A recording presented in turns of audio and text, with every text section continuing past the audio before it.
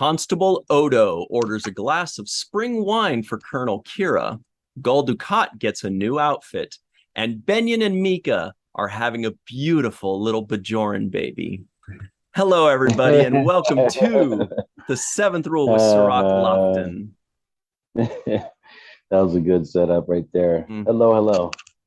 Beautiful Bajoran baby. Today we're doing, my name is Ryan T. Husk. Today we're doing a review of Deep Space Nine, Season 7, Episode 9, Covenant, written by Renee Echevarria, directed by John T. Kretschmer. A little interesting story there. This was November 25th, 1998. And before we get started, we'd like to give out a very special thanks to Yasushi Ido. Thank you very much for sponsoring this episode, Yasushi Ido. How you doing? Ido. I'm doing good. Yasushi Ido sounds like a baseball player's name, right? Like he plays for the Astros or something and he hits home runs.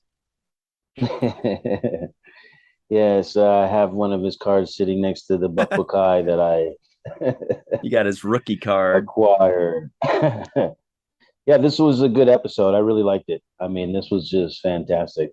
Okay. Yeah. When I was watching this, I was thinking this episode feels like it's more up Cirroc's alley than most people. I think most people may not have cared for this as much. But I think you, because of your knowledge of history and religion, and, you know, which leads into cults and which reminds us of other things. The whole time I'm watching this, I was thinking, I bet you Cirroc is getting a lot of gems out of this. So it's very gratifying to hear that the first thing you say is this was a great episode. I love it.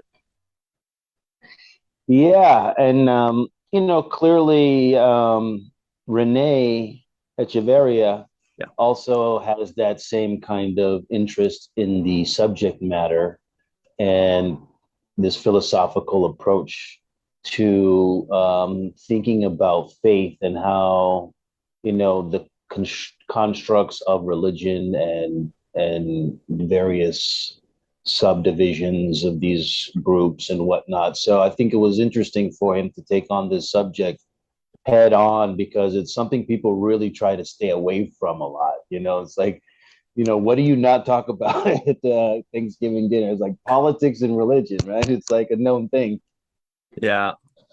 Not nowadays, though. But back then in the 90s, when they're doing this, that's what made Deep Space Nine so cool, was they were willing to talk about the things that most people stayed away from. Most people learned a long time ago, this is radioactive, do not touch this subject. And Deep Space Nine was like, you don't say. Well, let's see what we can do about that. And I thought they handled it excellently. Just so many different things. I think that DS9 has built up some real cachet when it comes to the way they tell stories. And what I mean by that is because they've now built up a reputation of putting plot twists and whatever you kind of expect, it's something a little bit different. They've earned the respect for you as a viewer to watch it and think you know it, but then you're not quite sure if you're 100% accurate, right? So I'm watching it like, yeah, I think Dukat is evil. I think Kira's right, but I know these writers are gonna always give me a curveball. So always is he right? So there's a slight doubt that they always kind of push in the back of the narrative, which made for a great story for me because it left that seed of doubt when you were watching this kind of story unfold. Yeah. And oftentimes with Star Trek, we know where the twist is coming, where it's coming from. We know where the twist is going. And then when we get it, we're like, yes, thank you, Star Trek. I thought you were going to do that. But then the other half the time, we go, all right, I know where this is going. And then they give you a different twist than you're expecting. And I don't know if you don't necessarily want a different twist than you're expecting every single time. But it's great that, it's kind of like a 50-50 thing. So you never know for sure. You think you know, You think you know where it's coming from or where it's going, yeah. but And so I'm going to translate it to just a different analogy because I like to study poker, and there's a lot of really great poker players out there. yes, you And can't bluff every hand. right, but you can't always bet big when you have the best hand. So sometimes you have to bet, you have to bluff so that people are not sure whether you have it or not, right? And that's basically building that credibility. If you know that the guy's only going to bet when he has the best cards, then you're going to be like, oh, he just bet big. I'm out. I know he's got it. You're so right. Right. So I think that's what the writers do with this show is because they've given us so many twists and so many like, oh, you thought it was this way, but it's not this way. Oh, you like Eddington? Well, guess what? Eddington's not. Good. I can't help but smile every time you say Eddington. Yeah, yeah. Or even with the marquee guy, was it Calvin? Yeah, Calvin. Calvin Hudson. Cal Hudson. Cal Hudson, yeah. I was trying to remember if it was Hutchinson or Hudson, but Hutchinson is Next Generation. They gave this twist on him. Like, even though you thought it was going to go one way, it was like Sisko kind of supported slightly, it's like, played beautifully by Bernie Casey, by the way. And that was a great two-parter. Yes. So glad they made that two parts rather than one. And so even with the twist with Zial, the twist with Kira's mother and Ducat, which they brought back up in this storyline as well. And he kind of said, he brought the mother thing back up.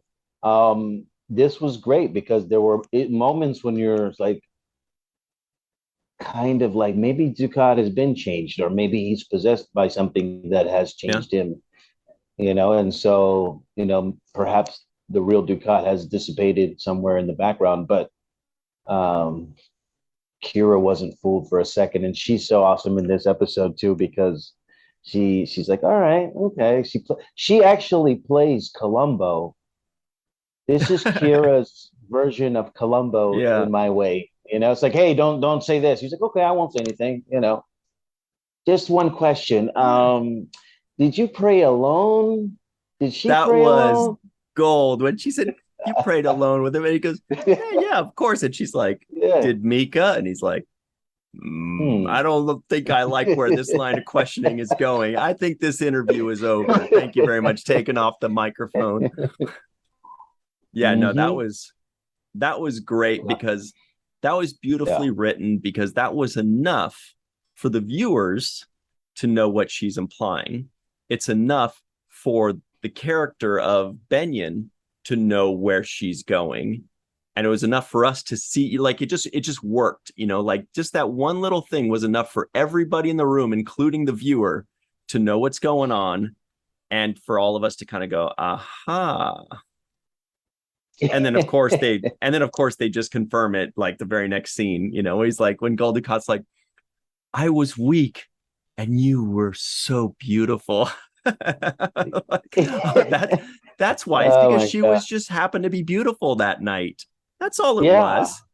She was beautiful. It was she had a good hair day. Beyond his control. Well, that's one of the main themes of this episode. One is extremism. Yeah. And so when you do take things to an extreme, you get this kind of behavior, regardless of what the center point of the extremism is, right? If it's taken to the max, all out, then you get this kind of behavior where it's unusual. To say the least, right? You start to pass judgment and condemn people, or ostracize other people because of your extremism, and so then there's no level for acceptance or agree to disagree. That's why they were isolated. That's why you see the David Koresh type of Waco, Texas things happening. Exactly. Way out in its own remote kind of bubble, because it can't coexist with mainstream of society, right? Because there's no level of acceptance for anything that's outside of this levels of extreme. Mm-hmm. So I thought that was another great point when you had the Mohamed Noor and they kind of were like, hey, this is abandoned. Nobody's going to come over here.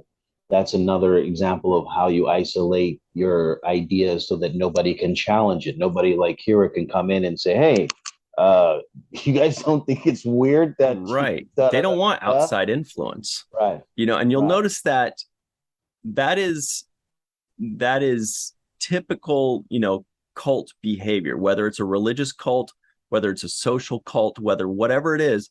One of the first things, I mean, cult 101, trust me on this. No, but cult 101 is you separate the people from the Right. rest of the world.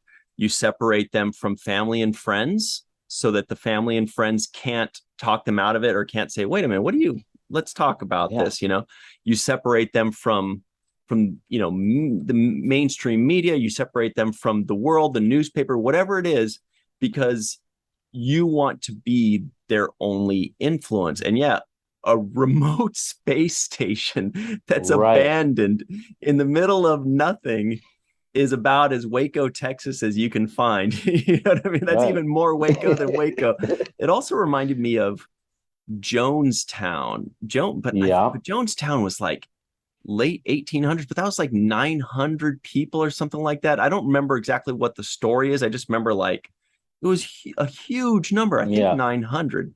Malissa texted that their inspiration was nuts. No, I don't remember. But it wasn't like Waco. It wasn't the Branch Davidians. But it was another one of those. I'll remember in a second, or I'll just find it. But Yeah. this happens all the time.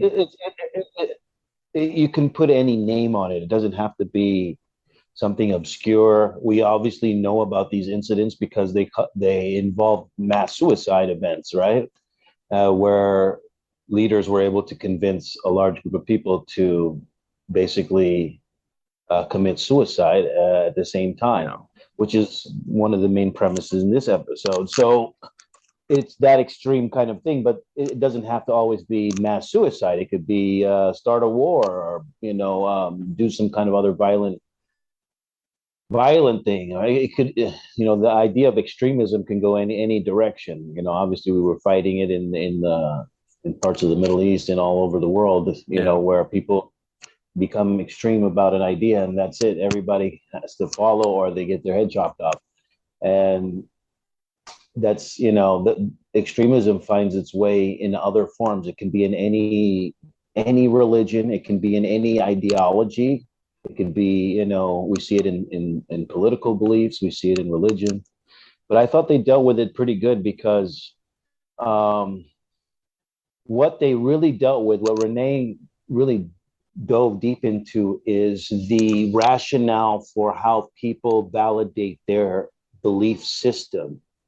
And I think that is also an important kind of revelation in this episode. How do people rationalize it? Because everybody was like adamant that this is like, you can walk around freely, talk to whoever you want. You can, like we'll stand in front of the person and you can't kill him. You have to kill all of us. And it was just like, basically they were saying, hey, there's no problem here, and they were rationalizing. You're not saving us. We don't want to be saved. Yeah. You're the outsider. Right. Yeah. Meanwhile, we're holding you captive against your will.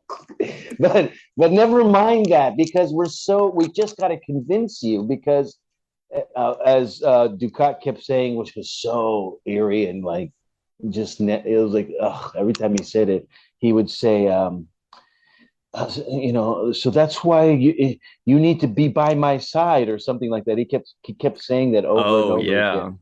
Yeah, as an example that if his biggest enemy could then be by his side, then that could really show everybody. There was a lot of actually, and by the way, I looked back real quick. It was Heaven's Gate. That was the one that happened in the 90s. It was Heaven's Gate cult thing. I don't know much about that one, but I'm sure Malissa and everybody in the free for all can explain all of that to us. But there were some religious things that I kind of wanted to get your take on because basically Dukat was saying, hey, I've spoken to the Pa wraiths. They have told me what to do, and I am just a vessel for their word, right? And then you have people like Kira saying, that's ridiculous. That's impossible. She doesn't believe it for a second. And I couldn't help but think, why not? You talk to the prophets, right? You're a good person. You talk to the prophets. Presumably, the Pa wraiths are kind of like the evil gods. Why wouldn't they talk to Dukat? Seems like a match made in heaven or hell or the wormhole or whatever. Like, well, why wouldn't you believe that? I would believe that immediately. I'd be like, it's about time, right? It's a perfect fit. So I thought that was a little strange that on one hand, she says that Pa wraiths are evil, but then on the other hand, she's like, they couldn't possibly talk to you. It's like, yeah, they could. Yeah, that's like cheese and crackers, man. Yeah, I thought, he was making some valid arguments for himself. And that was what was so great about it, that the, like I said, the rationale, the reason behind his madness was actually somewhat undercut by a kind of a halfway valid argument. One of them was, he says, she questions whether this whole thing about the Pa race, and he says, yeah, she's like, well, that's not what it says in our Bajoran text, and he says, well, history is written by the victors. Right? I love that. That is, we could talk for an hour just about that, because that is a fact through and through. History is written by the victors. That is a line that you can always use, and it's so true, and it made sense there because it's like, yeah, well, of course, you read things from the Pa wraith's point of view. We see that all the time in Western civilization, right? I mean, we know, we're like, oh, we're growing up reading the history books, and America came and saved the day again. Right, written by America. Got it. Okay, but anyway, like, so we see this, we get it. Beautiful line. I didn't mean to jump on you there, but I feel like that was almost the crux of the whole episode for me, was that line. Yeah, that scene, because following that line, she says, so I guess the ancient Bajoran texts are wrong. Yeah.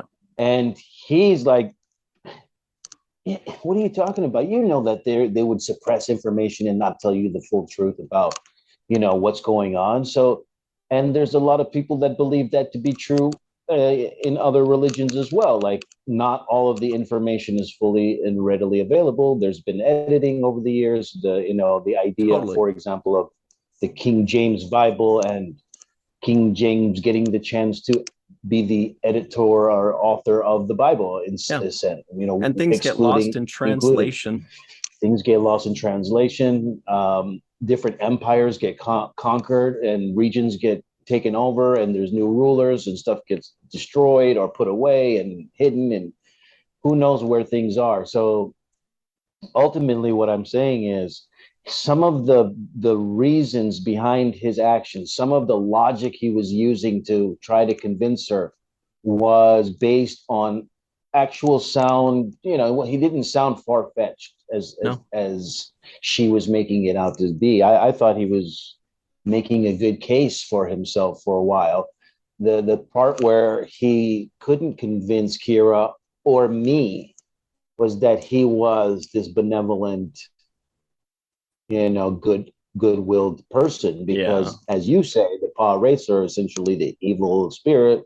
We've seen them, do evil things. Like, I thought the episode of the line was the line of the episode was when Kira looks and she says, was that before or after you killed Jadzia?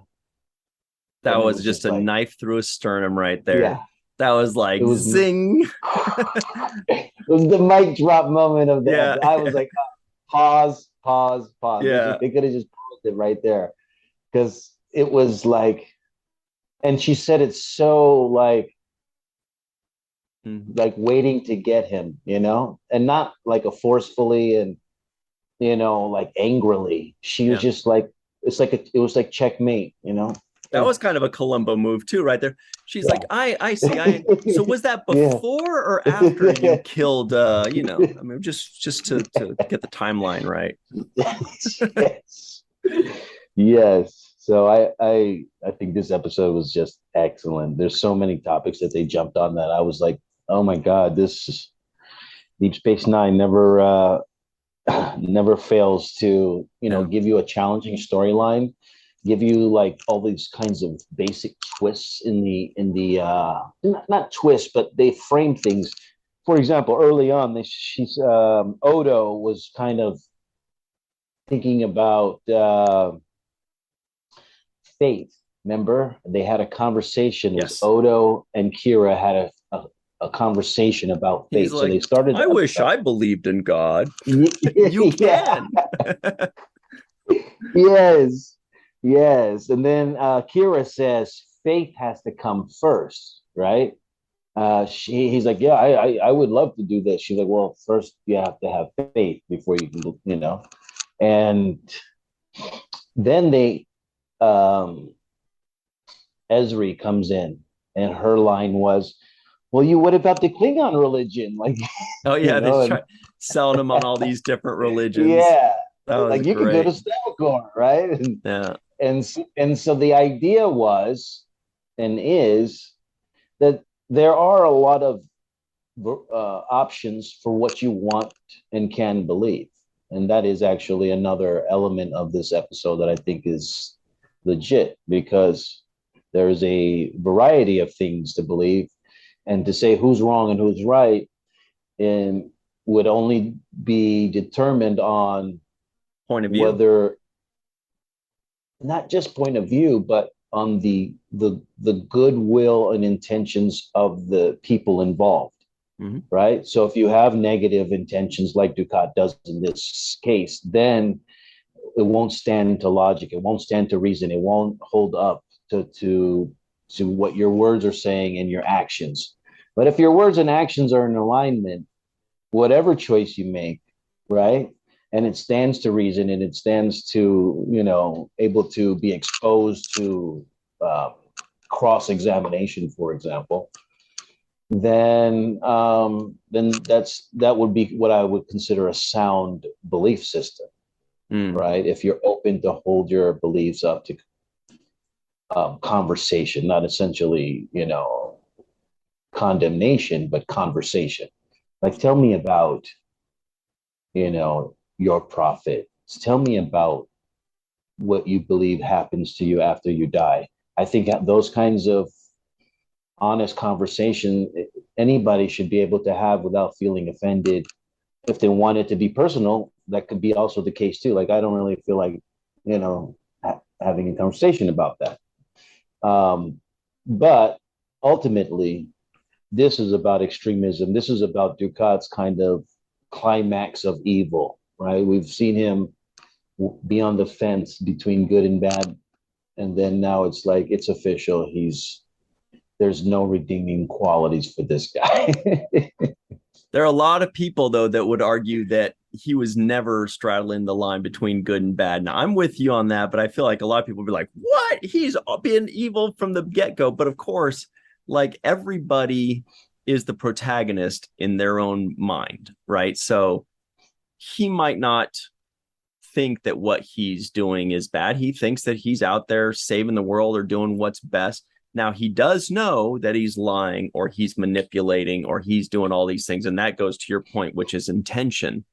But, he's one of these master manipulators that forever, he's always going to say, sure, I lied. But it was only because, or yeah, well, I'm only doing this, however he has, whatever he has to do to justify it to himself. Justify it to himself. And that's what the writers, I think, captured so good. Remember, he opens the airlock on her, right? Watches her suffocate and reach out for him. Hears Kira's voice, right? Takes off. And then there's another scene right after that where he's like, oh, tell me, I pray that she lives. It's like, oh, that was beautiful. I loved it. That's like, such good writing. Wait a minute. Did you just pray that she lives after he tried to kill her? He literally did pray for it too. Okay, well, we got to hop to our break real quick, but we'll get right back on this. We'll be right back on the seventh rule. Hey, everybody, welcome back to the seventh rule with Cirroc, Lofton. Hello, hello. And the Pa-Wraith's own Gul Dukat. Hello. So here are the trivioids that may or may not have made the cutting room floor. Not a ton today, because this was more of a thinkers episode. Constable Odo orders a glass of spring wine for Colonel Kira. Odo wishes he were a believer. Vedic Fala does the old pop-in. Vedic Fala remembers Nerys as a squirming little baby. Gul Dukat got a new outfit and earring. Kira always wanted to see Mohamed Noor, and Benyon and Mika are having a beautiful little baby. So back to what we were talking about, I found that to be, and I think that there was a lifetime of wisdom that was poured into the writing of this script. You know, it wasn't just a teenager's view of religion or, you know, a 20-year-old's view of cults. It was there was a lot of nuance, there was a lot of wisdom, there was a lot of experience and thought poured into this episode. And a lot of it was like what we were just talking about, which is Dukat, not for show, not for the other Bajorans, right? Just him and his God praying that she lives. And that threw me for a loop. I was like, wait, why is he praying for her to live when he was the one that killed her? It shows that he's like super conflicted. Like he's just doing what he thinks is right. But I don't know. What was your take on that? It was kind of confusing, but you get it. For a religious fanatic, A, for Gul Dukat, B, put them together, I guess it works. And to me, that is what he's always been on the show. You said, I don't think he's ever been on the fence. He is on the fence. He lives on the fence. Saw constant conflict. Fence. He's always in the fence. Like he loves Kira. Remember, he's like, I just took it off for your bandages. You know, she's like, why is my top off? He's like, I had to fix your wounds. Like I kind of believe that, right? Because he could have taken advantage of her and drugged her if he wanted or whatever and keep her captive. I don't know. He wants to win her, so part of it is like a weird obsession he has with Kira, right? And where he's like, has to win her over. Yeah. The other thing is he wants the love of the Bajoran people. That's the conflicted part. Like the guy who's like this dictator, evil, do what I say ruler also wants them to adore him and love him, right? Absolutely. So he's like sharing the love they have for me. That's what he told Kira, like sharing the love they have for me. Like you get to witness that they love me. You see that they love me. And your mother, she loved me, and everybody loved me, and I was great to them, and that's his delusion. It's what keeps him on the fence of the that good, bad, evil, good side, where part of it is like love is a good thing. So if that's what you're trying to get, it's kind of okay, that's a good thing. Yeah. But then how are you going about getting this love? Is like forcefully doing things against people's will, exterminating people, imprisoning people. So it's this kind of weird love, hate kind of thing that he's always balancing with. Like Zial, I believe he loves Zial. Yep. Oh, totally. But I also believe he would kill Zial. Because he loves himself more. Yeah. Well, that's the thing with him is I think if Gul Dukat were a real person and, he was being interviewed by whatever, Barbara Walters or whatever, and she said, is Gul Dukat, are you a good person or a bad person? Or if he was just praying to his God and his God said, well, do you think you're a good person or a bad person? I think his answer would be, I am a good person who has made mistakes. Like, I think he truly believes that what he's doing is for the good of the people, or for the good of the empire, or for the good of the whatever he really thinks. But then every once in a while, he's like, but I made a mistake here, and I did this. But it was only because, he'll always kind of twist it back around to justify it. I mean, which is narcissism, right? A narcissist is basically, it's never my fault. Sure, I made this mistake, but it was only because whatever.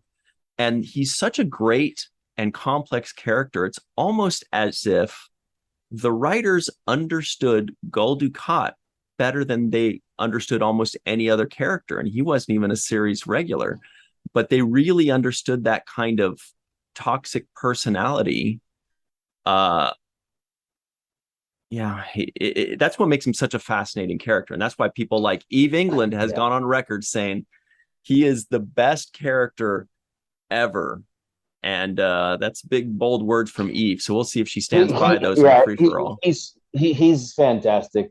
He's so dynamic because he's like charming and evil, and it's a weird it's a weird thing. It's like Dracula talking to you. You're like, I know I'm not supposed to get close, but you're so charming. Next thing I know, you're on my neck and I'm dead.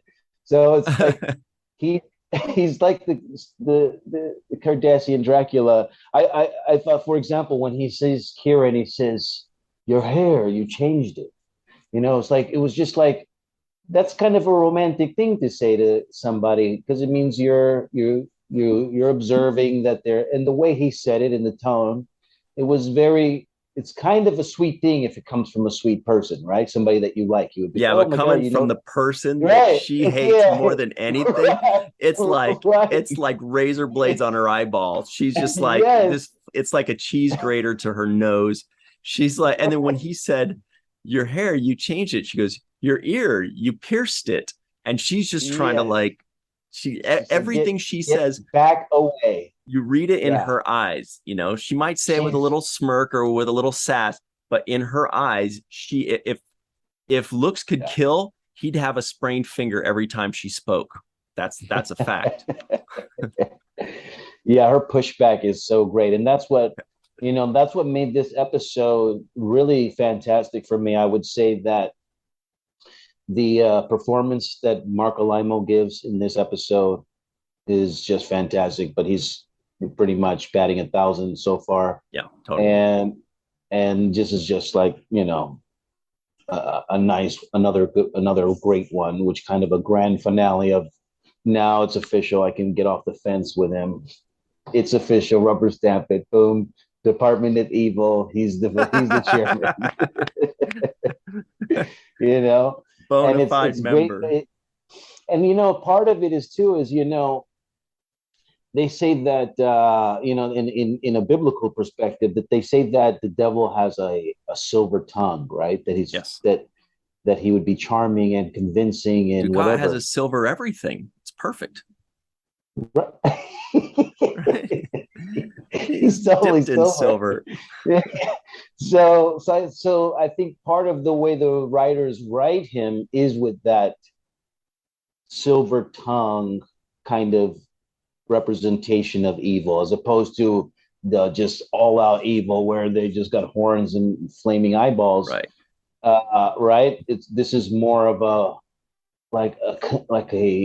smooth talking, charming evil. A guy who has manners and is etiquette, and he will let you get away with something until he doesn't want to let you get away with something, right? And it's like, so it's a temptation to the way he draws you in and gets you on the hook, right? He tempts you. He's like, probably did that to his mother. Hey, would you like a hot meal? You need to rest, and I have a beautiful bath, and all of this kind of like temptation stuff that, she's like, and it would be ashamed if your husband was killed and put in a labor camp. I'd hate for that to happen, but if you were in the bathtub, maybe we could talk about keeping him alive. Yeah. In a more relaxed environment. In a relaxed environment with for candles. For you. you need the relaxation. I'll get you a nice massage. That's the kind of like double-edged sword, silver tongue. Like he's just, constantly got this maniacal kind of background plan behind all his words. So you can't trust anything that he says. Even though you want to, because he's so good at sometimes just his arguments are, Kira, Major, I want you to share with this. I want you to know that this is the right way, and the Pa race will tell us. And I don't know their plans, but they will tell us. They'll tell me, because they talk to me. You know what that reminds me of? We've all had that friend or known that guy or gal that what they say always makes sense. And you're always thinking, yes, that would make sense if it weren't coming from you. You know what I mean? Like somebody that they always have some kind of plan or some kind of hustle or some kind of thing. And then they're really good salesmen, right? They're selling you on it. They're like, see, isn't this great? It has no flaws. It has no holes. And you're like, yes, but coming from you, you just, you don't have the best track record. You always have a plan. You always have a thing. And so that's the thing is, if this were, for example, Sisko, swap them out and it's Sisko and the Prophets instead of Gul Dukat and the Pa race, people would go with it because of his track record. They'd be like, okay, well, they get suspicious. Are you sure this is right? And he would say the same things Gul Dukat said, and they'd be like, okay, that makes sense, and I trust you. With Gul Dukat, it's that makes sense, but I don't trust you. That's what's so great about him is he says the perfect things, but it's coming from the wrong source. And that was one of the lines that Kira says in this episode, which was so another one of her excellent deliveries.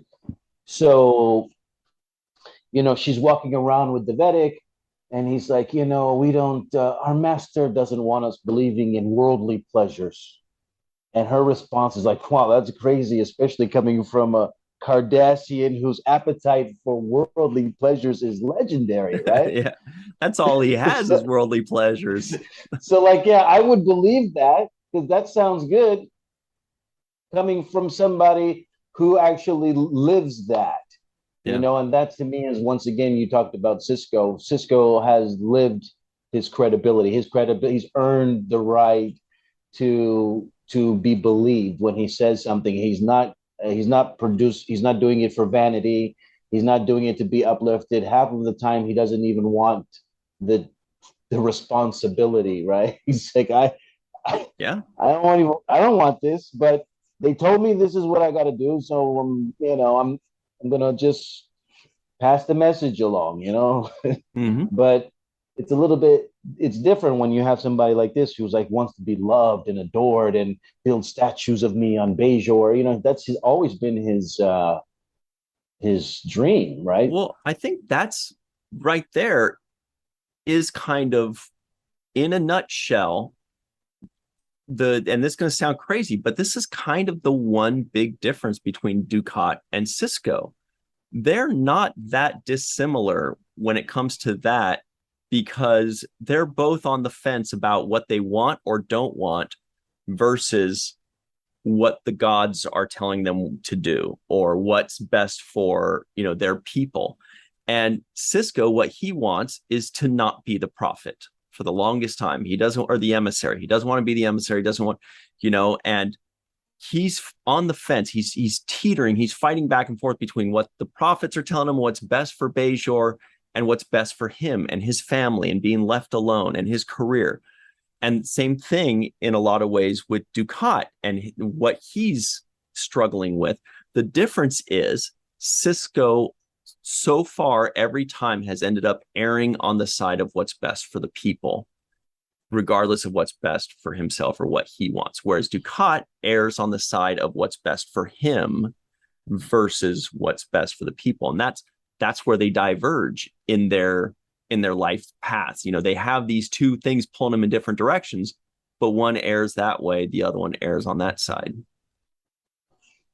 Right, which is essentially the biblical story of Moses and his half brother or adopted brother Ramesses, and Okay. Ramesses was Pharaoh, and so Moses grew up in the castle where the pharaohs lived, whatever that was, and lived in abundance and wealth with his half brother Ramesses. At some point, Moses identified with the people Yeah. and decided, that the people who were slaves or who were, being enslaved were the people that he identified with, as opposed to the aristocracy.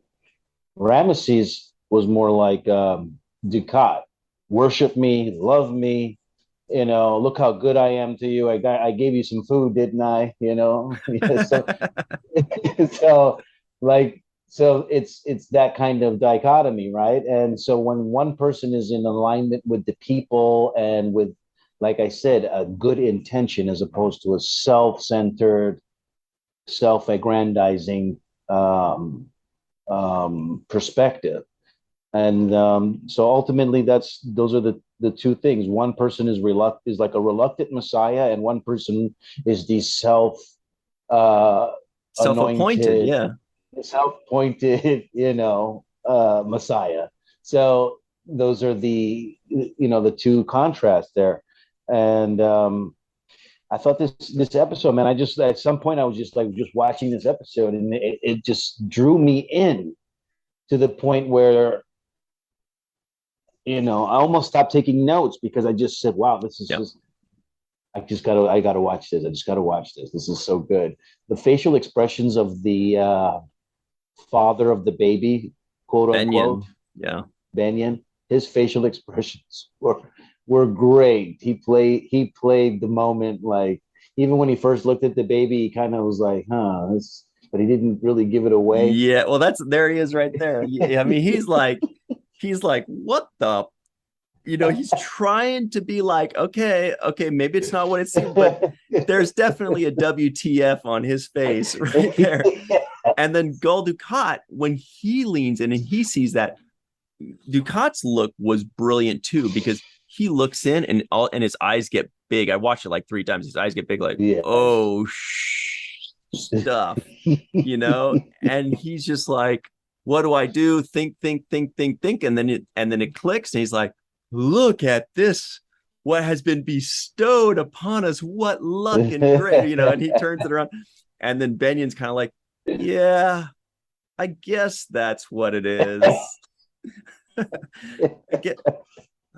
Yeah. Did you see the look that Kira and the Vedic gave each other too? There was a moment where Kira looks over like, you got an answer for this one too, bro. That would have been the freeze frame at the end of a sitcom where they do that, and then Vedic and Kira look at each other like, and it's freeze framed. I'm going, that's our Gul Dukat. And he looks at Vedic looks over at Kira like, what? Like, what? It's possible. Yeah, okay. Lastly, just to touch a little bit more on Kira's facial expressions, because I noticed that they gave Nana Visitor a different type of role for Kira in this episode. Usually she is the alpha, she's the go-getter, she's the muscle, she's the tough one, she's the one that doesn't take anything, take any shit from anybody, right?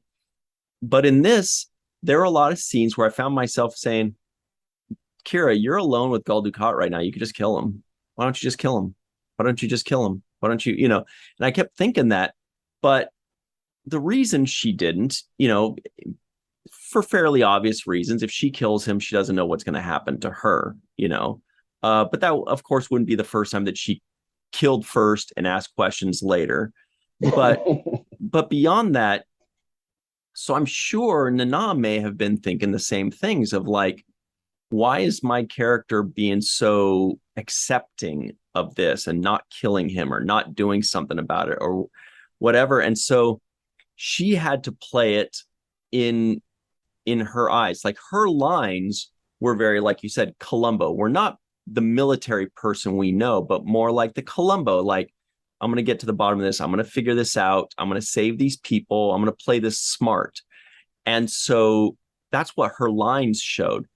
So Kira, the militant that we know, had to be played by Nana through her eyes and through the look on her face when she's delivering these lines. So the line is something like, well, how do you know this or how do you know that?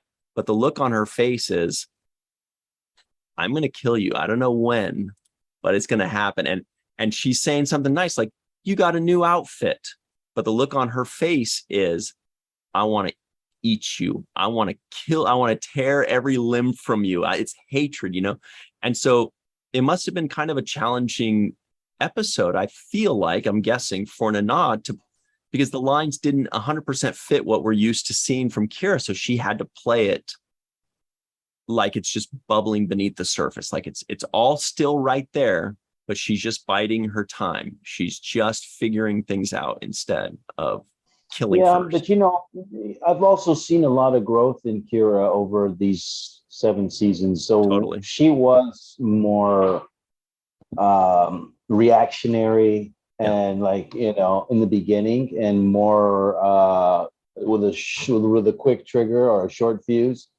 So I've seen over the years that she's grown into kind of maybe dealing with her post-traumatic stress from being in occupation and in the war. Yeah. So I think she's kind of dealt with those issues over the course of the conversations we've seen her have with all, you know, the duet episode, all of these great episodes where she's kind of talked out her problems and worked out a lot of her issues. And I feel like also that the relationship with Odo has also kind of softened her up to some degree and kind of opened her to just a more, you know, forgiving type sweetness about her.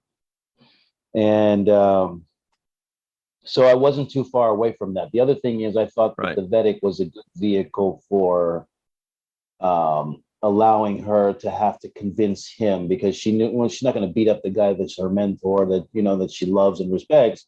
She's going to try to convince him that he's wrong. And so I thought that was the vehicle for softening her up, right? Totally. And she needs somebody familiar to confide in. Otherwise, she's just alone on that thing with nobody to hear her inner thoughts. Right. They need somebody for her to bounce her thoughts off of. Right. Without that Vedic there, she's going to go on ham and kill everybody on that station. So because he's there and he's like, hey, no, Kira, you know, I'm vouching for this. You know me, you know how I think. I'm just telling you, these guys are legit. You know, I'm with them. They're, you know, I've checked them out and I'm telling you everything's good. And you can walk around and I'll be your guide. And she kind of took him up on that, essentially, like, okay, I'm not going to beat it out of this guy. I'm going to just show him, expose, you know, how terrible what's happening, or how he's being deceived, essentially, what the kind of wool that's being pulled over his eyes. But I do want to say that the moment that I really liked about this episode too, you know, kind of my final on it, was the Ducat scene when he loses his pill and it's confused, and he has the other pill. The look on his face, yes, gives it all away for us, was great.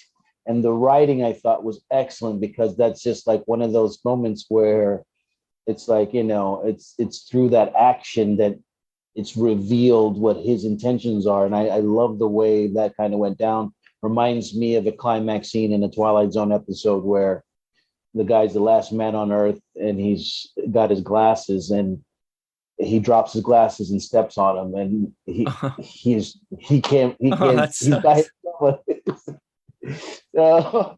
So it's like one of those oh, you're screwed moments, right? Yeah.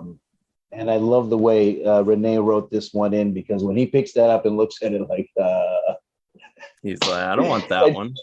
And Kira is the best at calling him out. Hey, what's the matter, Ducat? You worried heckling? You're gonna fight? She's heckling the whole time. All right. The tie's coming out, ladies and gentlemen. Speaking of which, I've been waiting for this one all day. It's time for the nitpick number 4. Speaking of exposing, when Gul Dukat had Kira a little exposed, she found out she was missing her shirt. Dukat says, I removed it so I could tend to your bruise. How do you tend to a bruise? And why do you need to tend to a bruise? It's a bruise. Well, why do you need to tend to it? From the double axe handle, Kira finally was on the receiving end of a double axe handle. That's a first. Usually she's the giver of the we do have to. I was a little disappointed with that because when she has a gun in her hand, she's got to back away. Like somebody's got to get stunned. Somebody's got to get one shot to back up out of the way. I expect her to put up shot. Well, we got to hit our free for all, but there's more to talk about for sure. Oh yeah, there's a lot. There's a lot. Real quick, let's give a very special thanks to Homer Frizzell, Dr. Marie Segal, Eve England out in Wales, Yvette Blackmon-Tom, Carmen, a.k.a. Skillet, Timothy Baum, TJ Jackson-Bey out in Missouri, Bill Victor Arucan. Oh, there it is.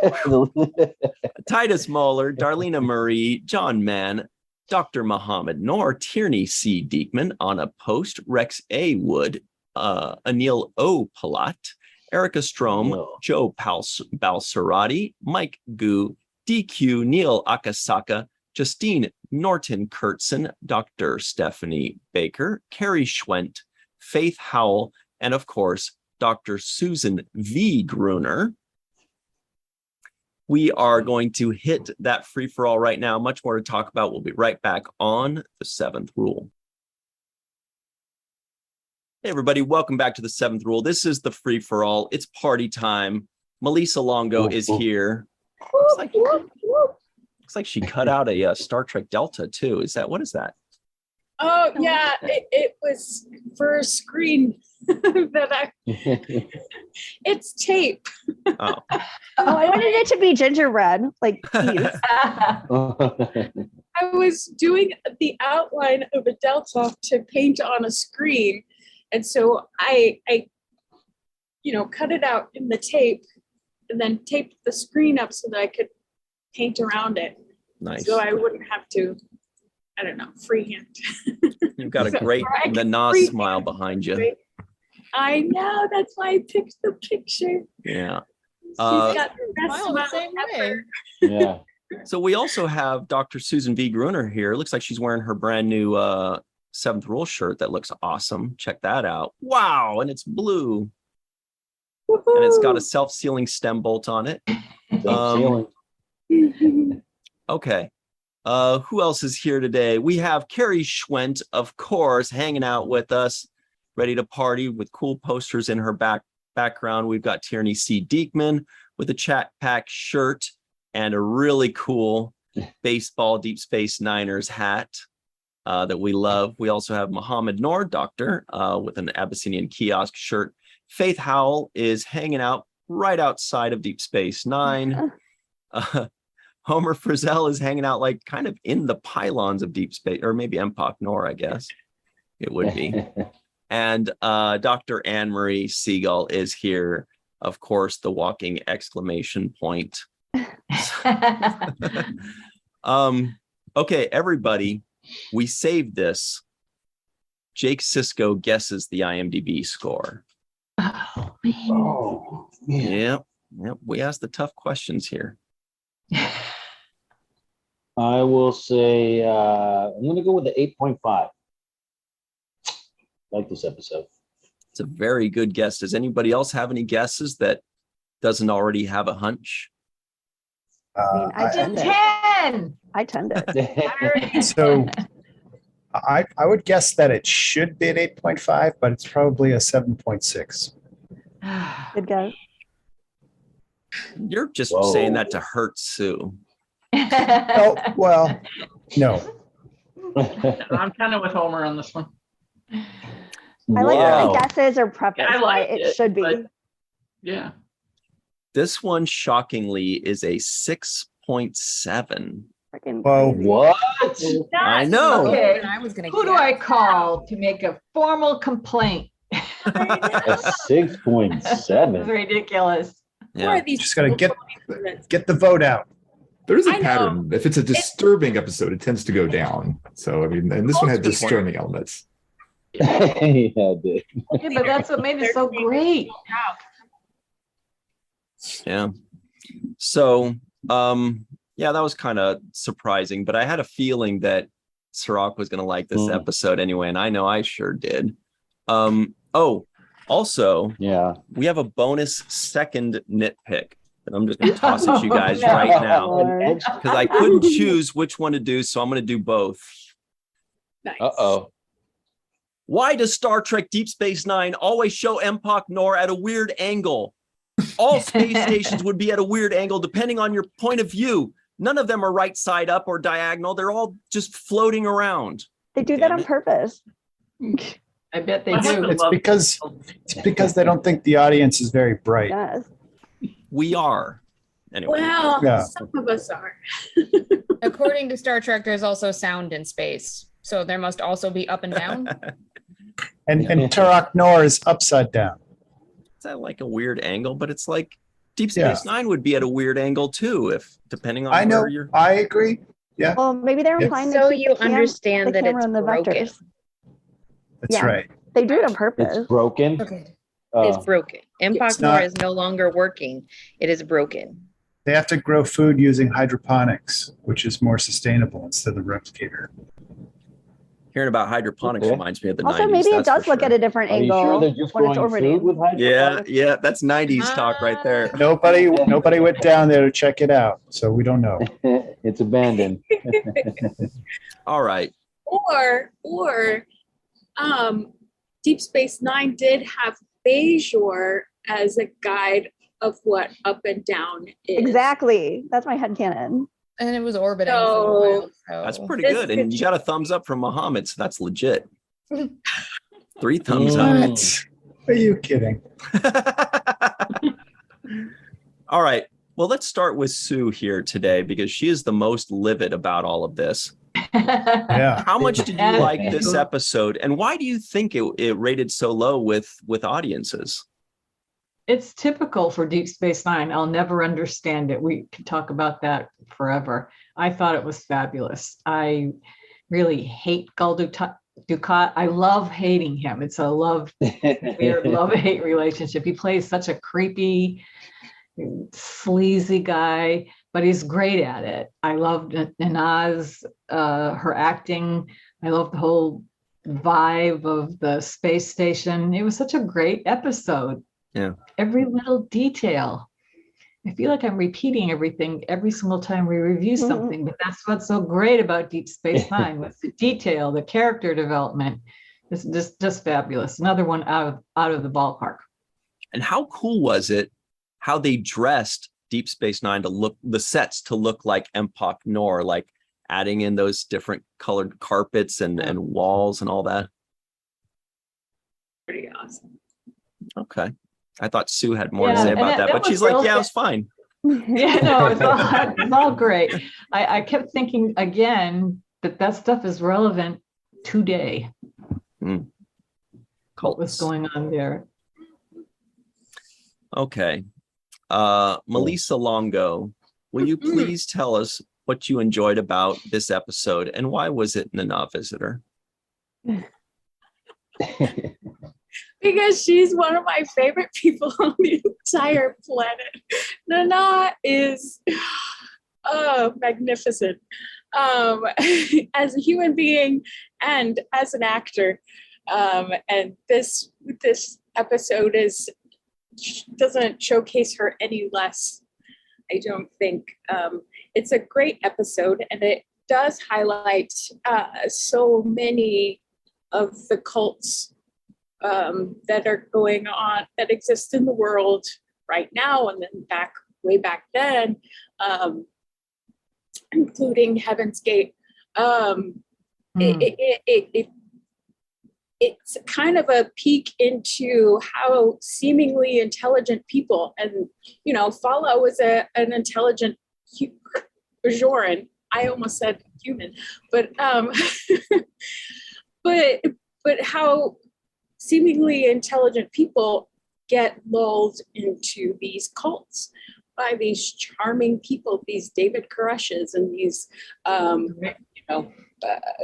Ron Hubbards, and I could go on, but it's a fascinating subject that that's always intrigued me, because I want to know what it is that makes people follow certain individuals, because Ducat is, he's wonderfly charming, but he's not a role model by any means. I know, sorry, Ryan, but but yeah, so it's a great episode, and I think it deserves way higher than a 6.7 because it explores an interesting topic. Yeah. My takeaway there was that Malissa admitted that Gul Dukat is very charming. He is charming. Yeah, he's a charmer. And a rapist. Murderer. Well, he admitted, violating Mika without her consent, and then she had to forgive him, so he's a rapist too. Did they say it was non-consensual? I didn't remember. I missed that. Well, he said, I was weak and I didn't mean for it to happen, implying that she had no say in the matter. And then she said, I've already forgiven you for that. Yeah. Which is probably how it went down with Kira's mom too. Exactly. Oh, we got a name for Kira's mom too. But I didn't remember her name. What was her name? What was it? Maru. Oh, Baru. right. Aunt Baru. Maru with an M. Oh yeah, Maru. That's what it is. And Jadzia got the other main Nam as well. Non-appearance mention. Carrie Schwent, how are you today? And how do you feel about this episode? Are you part of the group of people like Sue that are like, this is a 10 if I've ever seen a 10? Or are you the people that are like, it's like a 6 or 7? No, I'm with Sue. It's a fantastic episode, and got a couple things I love about it. I'm going to start with my haiku of the week for this episode. Kira is kidnapped. Ducat's a cult leader now. In faith, they will trust. That third line was a bit of a struggle. It took me probably 2 days to try to figure that one out, because trying to break a sentiment like that down into only 5 syllables is tricky. Very, very tricky. And my husband, by the way, loves the way the Mohamed Noor is tilted. He gets all giggly over it. It's kind of adorable. He goes, yeah, look, it's tilted. Okay. It freaks me out that it's tilted, but you do you, babe. And at the beginning, I loved the interaction with Odo and Kira, how much he wished he believed the way she does in the preface, so he could join her at services and share in the message. And very similar to my husband and I, I'm have more faith, I think, than he does. I don't really go to services, but I feel like I don't need to go to services to have faith, if that makes any sense at all. So I can definitely relate to their dynamic. I think he wishes he could a little bit too, but he knows that I do, and he respects that I do, which is super, super sweet. And where was the other thing? Yeah, the forgiving those who have wronged you. Yeah. The subject of that sermon. That can be very, very, very difficult to do. I struggle with it. My first marriage was verbally and emotionally abusive, and I'm still not entirely sure if I've forgiven him or even myself for it, frankly. But I lucked out the second time around. He spoils me rotten. But yeah, forgiving people is very, very tricky. And I'm not not entirely sure if Kira has forgiven Ducat for what he did to her mother back in the day, and I'm not sure she ever will either. Mm. So you can kind of relate to that. And I don't know if anybody noticed, if anybody's a Game of Thrones fan, but Isn't the everyone? weird relationship with Ducat and his mother, or Ducat and Kira's mom, and then Ducat and Kira is very, very much like Peter Baelish and Catelyn Stark, and then Peter Baelish and her daughter Sansa. Yeah, okay.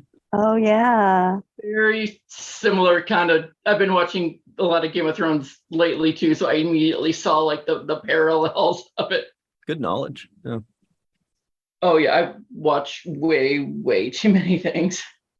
Trying to think. AKA Littlefinger. Mohammed tells us. I always call him middle finger, but you call him what you want. Good one. And I'm probably in the minority in that I kind of liked Baelish and Sansa together. I thought they made a fantastic couple. Kind of like if Ducat wasn't quite so evil. Him and Kira, I mean, she hates him, but him and Kira have ridiculous chemistry when they're going toe to toe. Yeah.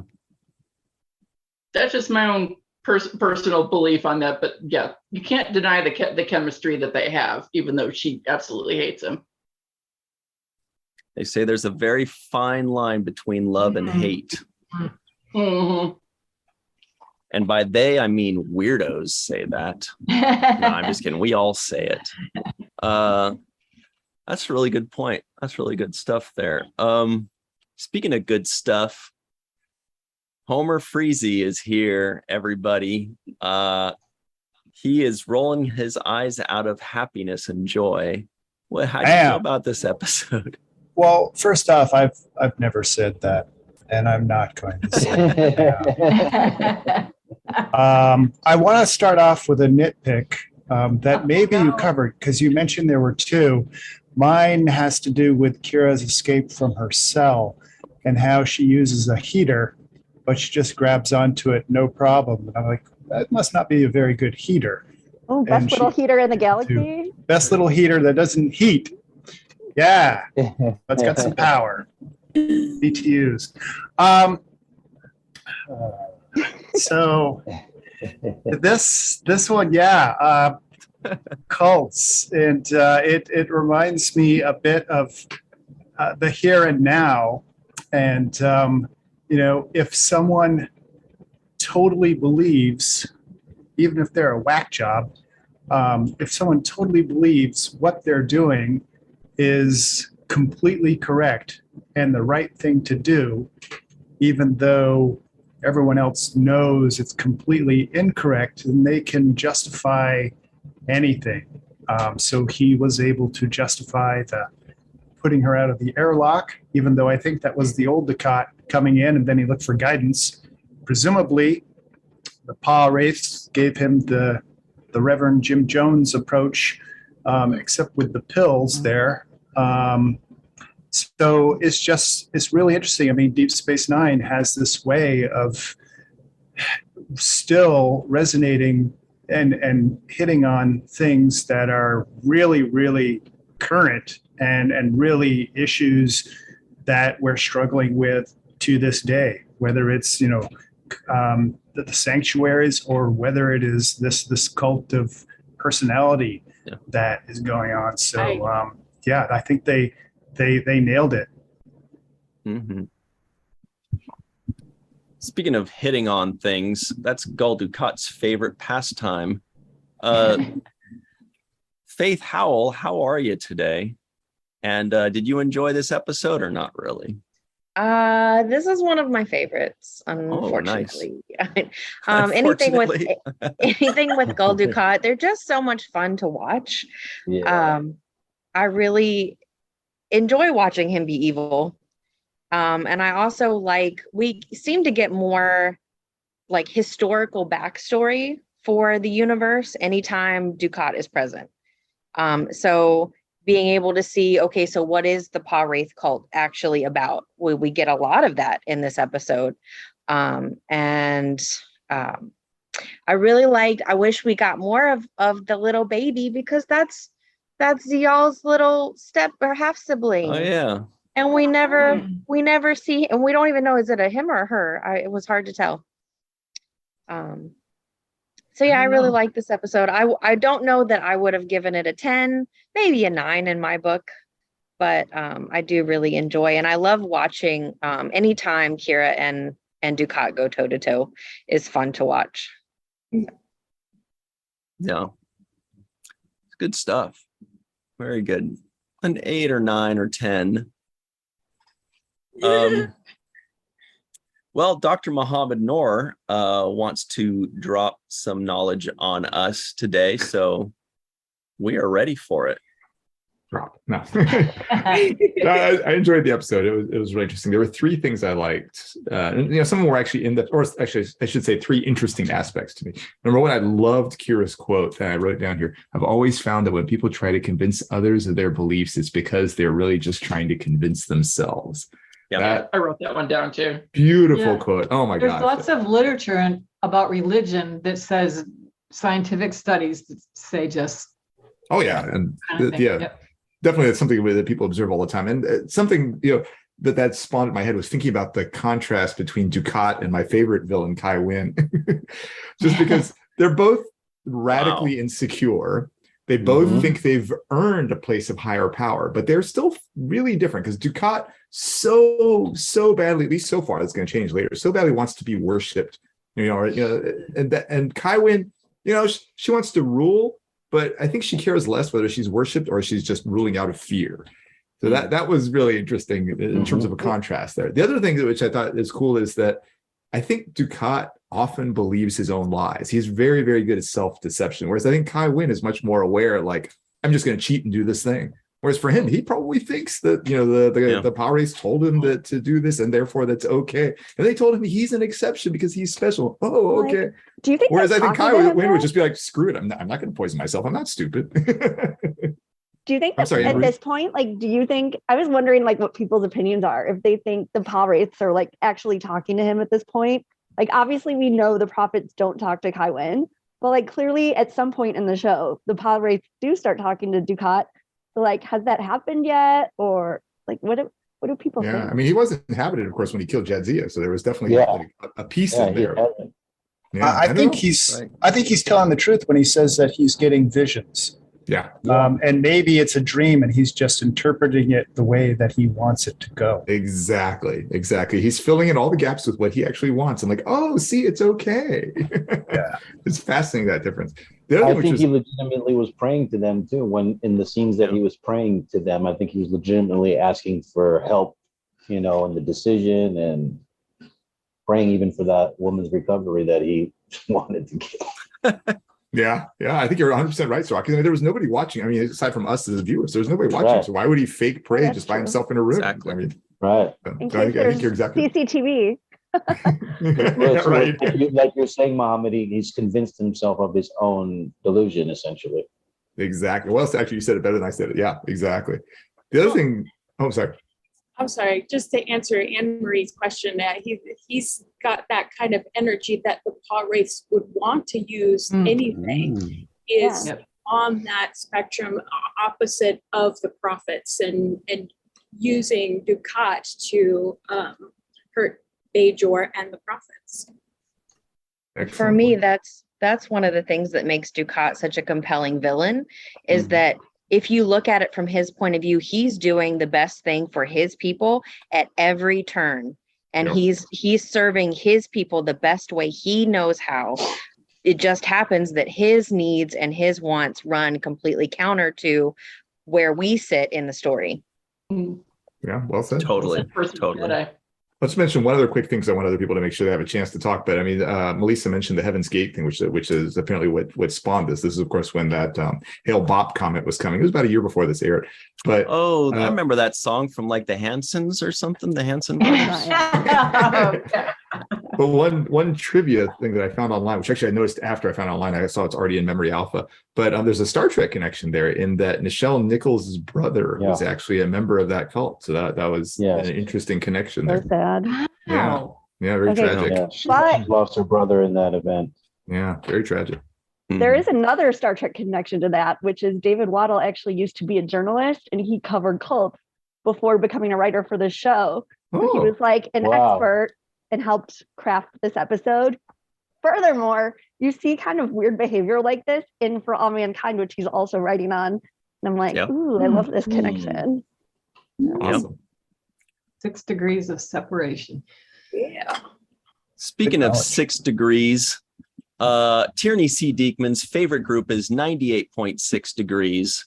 Nah, I look wrong about that That'd one. be one of mine. It's so good. All right. How much did you love this episode, Tierney? What have you got for us today?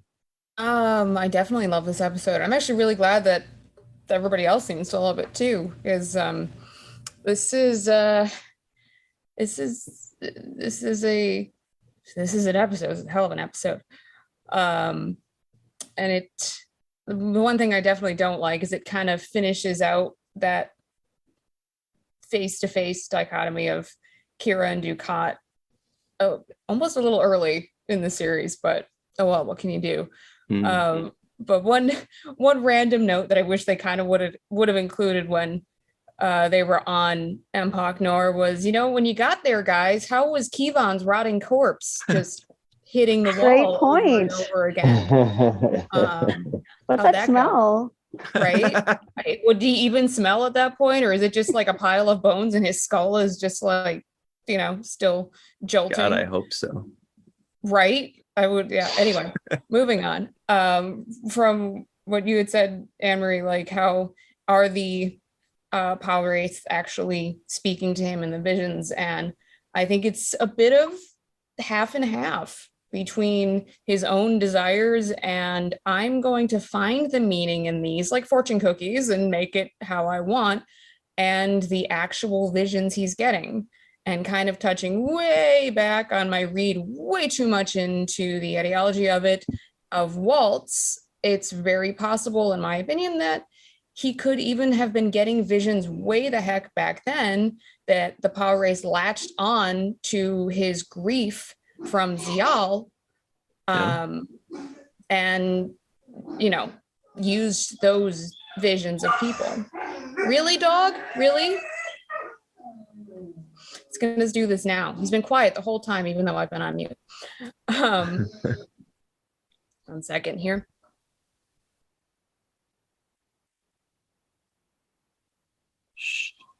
Oh, she just squirted. She's like, all he has to do is hear the sound of the squirt bottle, and that works. Yeah, sometimes it does. He's over in the front window, and it stops him.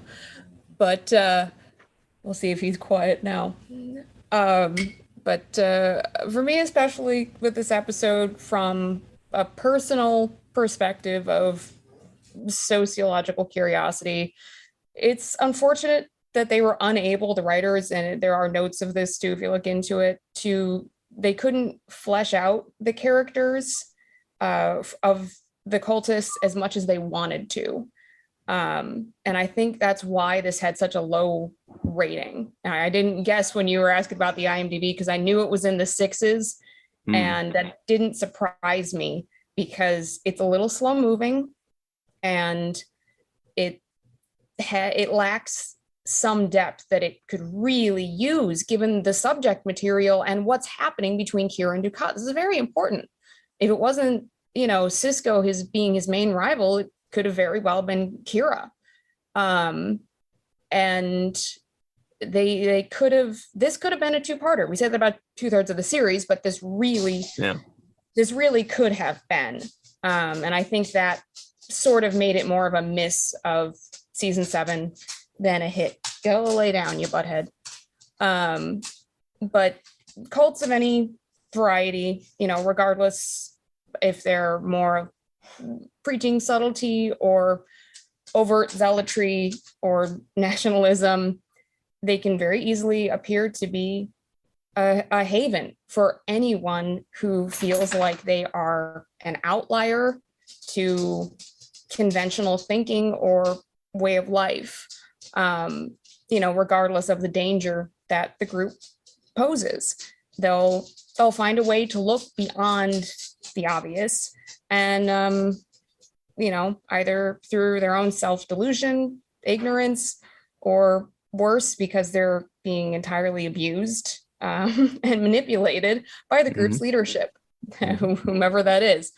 In this case, we have these particular Bajoran people, and they are so damaged by their own perception of faith, or at least the version of Bajoran faith that is the antithesis of the faith of the prophets that we are presented. I like to think there are other versions of the Bajoran faith that are followed on the planet, that they're not just that one version, but this just happens to be the most powerful for them because of the wormhole and everything else. But they have let themselves willingly be led into this situation, led by Dukat. They're beholden to Dukat. I mean, this is how bad things have gotten for them and their faith, and they're looking for comfort and meaning with Dukat. It drives me nuts that they couldn't bring out more of these characters through this. And yeah, it only just gently caresses the surface of why anyone would join a cult. But I just wish the whole episode, everything had more meat on its bones and more lore of the Pal Wraiths. How did this particular sect develop? How did they get there? What led them to Dukat? How did they get to Mohamed Noor? How did they allow themselves to be there? What are their goals? How big is the Power Wraith cult, etc., so forth. There were 50 in this one, I think is what they said, but that's just at Mohamed Noor. There could be how many hundreds spread out wherever preaching Dukat's message for all we know. I mean, but one thing it does do, which is great for Dukat, is it just, the character, not Dukat, is just shows these deep cracks of just how awful he is or has really become now, with him praying alone, just himself, to the Pal Wraiths. Of what does he do now? So he still might be the same self-serving narcissist, but now you can see he really believes that he has that communion with the Pal Wraiths, and that just makes him that much more dangerous. And we see further on the lengths he is willing to go for his goals. And then, that either way. One note towards the end that I noticed just this rewatching. So everything is horrendous. We know what he tries to do to get himself out of this situation. So we're through that. Kira's shown them the way, sort of, and we're on the Defiant, and they're ferrying the remainder of the cultists off. And there's one shot of Benyon and Mika after everything, and her with the baby. No. The baby that was originally animatronic, made by the people that made Chucky. And I tried to find shots and a scene of that animatronic baby, but I think they have all been erased from everyone's memory. Was it animatronic or was it real? I thought it was. Then replaced it because it's so bad. But originally it was. Apparently it was hysterical and horrifying, and I want to see that one day. I need. Oh my god! But like a Chuck E. Cheese. But she's in the background there, tending to her half Cardassian baby, and Benyon is sitting there with his back towards her, just sipping his tea, and he's broken, beyond broken. They all are. Their entire being that they're still trying to cultivate through their delusions is shattered. And then there's these two, given what she's been through, like how Malissa had said, depending on, and I never thought about that interpretation of that conversation. We don't know what level of consent was actually going on there. And what do they do? What do any of them do? Look at what happened to Vedek Fala. He's been part of the Power Wraith cult for a long time. This comes up and he chooses death rather than either face the prospect that everything is a delusion and he was wrong and this is horrible and awful and he just can't deal with it, or he already knew that he was living a lie and this was just the final thing that broke him. I mean, this is what happens. This is what this level of devotion to something, anything, can do. I mean, this, even with how low this episode is rated, how slow it moves, how one-dimensional some of these characters can be, and like Homer had said, yeah, that heater thing is, I mean, it's a tube filled with chair I didn't even notice like, it was a heater. Yeah, you only notice it because they do this thing and it almost looks like they're genuflecting sometimes. They just kind of do this as they walk by it because I guess it's a heater on top. But there's some things that just sort of fall flat. She gets hit in the spine and the bruise ends up top, but being hit in the back just knocks her unconscious. Like there's a bunch of holes that just didn't fall where they weren't filled where they could have been. So it doesn't come off as powerful as it actually is. And it's one of those that if they could redo individual episodes, this is one I would like to see. I wish Scott was here. He'd probably know if there was a book or something that touches on this and would know what to fill in with the blanks here. But either way, yeah, it's always been one of my favorites. Just like this is one I sit and I like to pay attention to because it is important. And cults, it's horrifying but fascinating, absolutely fascinating. So yes. Well, speaking of horrifying and fascinating, Dr. Marie Segal is also here. Well, I was just thinking with the nitpicks that like maybe when people join the free for all, everybody should get ties so that if you have a nitpick, you have to put them on. But yeah, I mean, well, first of all, like dealing with a voter issue on IMDb, it's never like that high of a number. It's usually like 1,800 or so, and I think that that's a very like uniform voting, like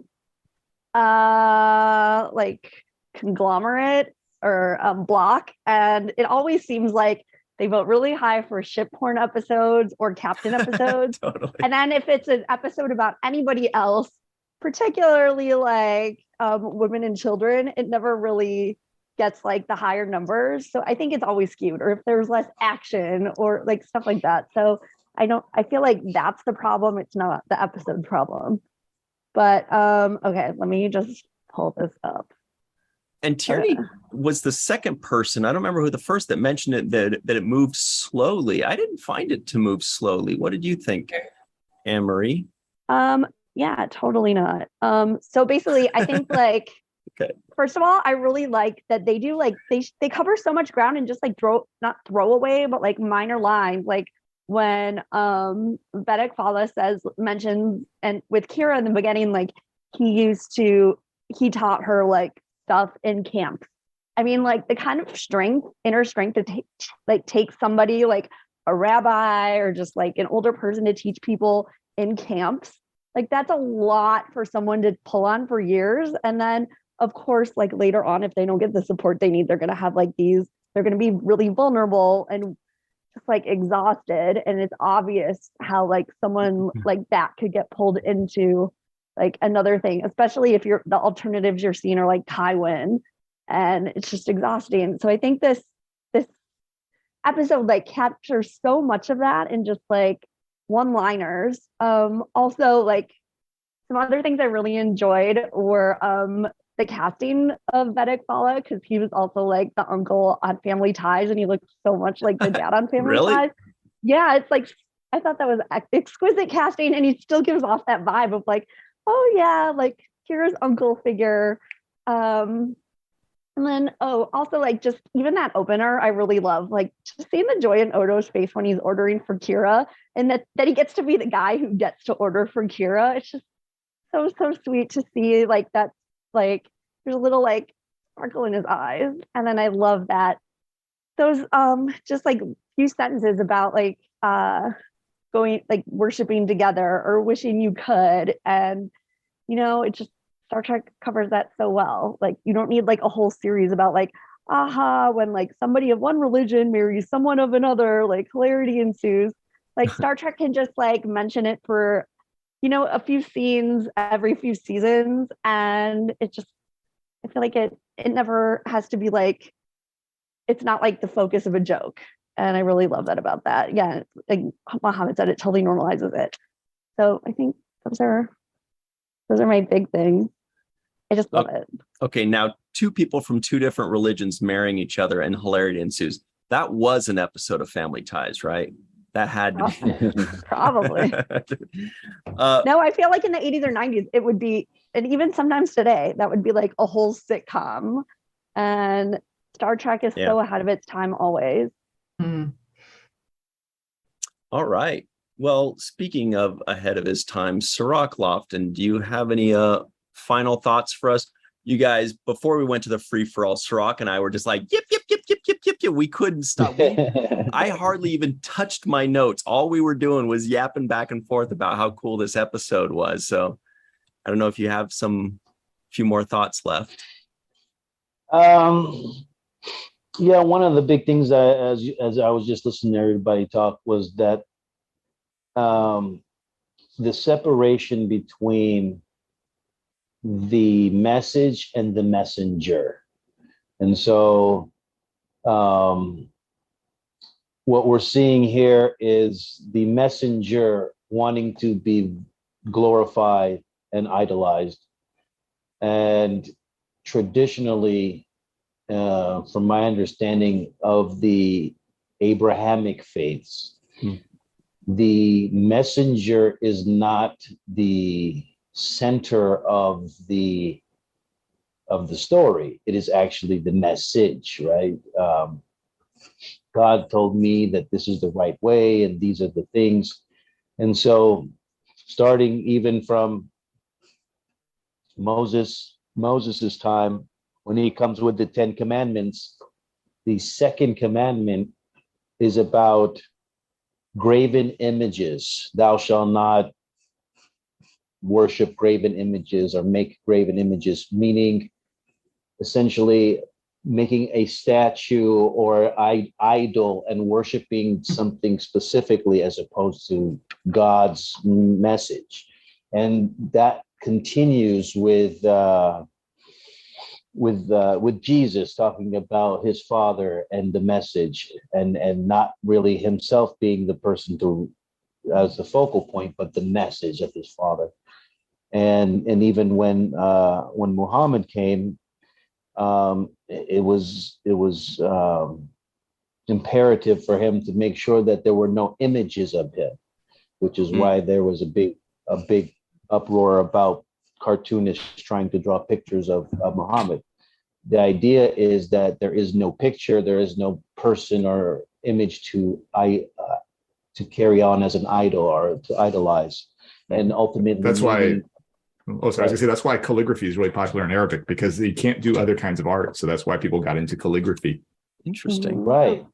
So the idea is essentially not to make the idol out of a prophet, but more so have the prophet be the link between God and the message of what the message is for the people. So here in this case, with, like you mentioned with Kai Wynn earlier, those people want to be the thing that's on a pedestal. They want to be the thing that's worshipped, not what the text is or what the religion is or what the message is. And I think that that's often just a flaw of, at least in our case, humanity's flaw because of greed and all of the other basic instincts that human beings have. But ultimately, that was supposed to be the idea, not about idolatry, not about glorifying a person. One of the lines from Jesus says, "Give Caesar what belongs to Caesar, and give God what belongs to God." So what he's saying is, they were basically saying, you have to bow down to Caesar. He's like, yeah, okay. I don't worship a person, essentially, right? So I think that's these people want to be worshipped, and I think this episode really dealt with it in a great way. Unfortunately, there are people that want to be followers as well, and that's another aspect of this story that talks about how people have a desire to follow somebody or to put somebody up on a pedestal and say, he's better than me, he's great, look how amazing he is, when you could find that in yourself if you turn that energy inward. So it dealt with a lot of those topics, and I think Renee Echeverria has an excellent understanding of this kind of subject matter and was able to talk about it without necessarily trying to make it offensive towards anybody who has belief. It was actually talking about faith in a positive way in the beginning. The conversation with Odo and Kira, he's like, faith has to come first. And she was, they talked about, well, you could be a Klingon religion. And, and they were talking about, like, there's multiple options, which there are, and and that faith is a good thing. But then it also can turn sour in these kinds of ways. And these are the signs to look for. And so I think that was what Renee did an excellent job of just wrapping all up in one little bow in one episode. Is pretty amazing for such a difficult subject matter. But followers are okay on Twitter for Seventh Rule. Excellent. Boy, oh boy. What a deal. Thanks, Anne-Marie. Yeah. Those were CKB's Cirroc knowledge bombs that he drops every day for us. I'm glad you went last, Cirroc, because that was super impressive. Holy moly. Yeah, great stuff, everybody. So thank you all for sharing your thoughts. And hopefully you guys will enjoy this episode, because Cirroc and I had a field day with this one. And every time I was watching, the whole time I was watching this episode, I kept thinking, I'll bet you Cirroc's going to love this, because I knew what the IMDb score was before I watched it. And so I was kind of expecting it to not be that great. And watching it the whole time, I'm thinking, nope, Cirroc's going to love this, and he's going to knock it out of the park. And Renee, the writer, did too. As you guys were saying, the chemistry between Kira and Ducat's undeniable. Yep. Now, it doesn't not necessarily like husband and wife chemistry, but just like actor chemistry. Like they just know how to go back and forth. Yeah, scene partners. Yeah, they very good. Yeah. All right, and Nana hopefully will not hear us say that, because she'll be like, but Kira hated him. No, but they were perfect together. Kira and Ducat, and Sisko and Ducat too. Those two in a scene together are also magnificent. But I think Kira and Ducat might be like the best pairing for scenes in Deep Space Nine. All right, everybody. Well, thank you all for joining us. Thank you, Sue, Malissa, Carrie, Homer, Faith. Faith, you got your name dropped a ton of times in this free-for-all. I don't know if you noticed that, but everybody kept talking about Faith. Tierney and Anne-Marie, thank you all for joining us. Everybody at home, let us know your thoughts on this episode. How do you feel about scenes between Kira and Ducat? Are they magnificent, or are they just really, really amazing? Let us know what you think, and we will see you next time. Until then, always remember the seventh rule.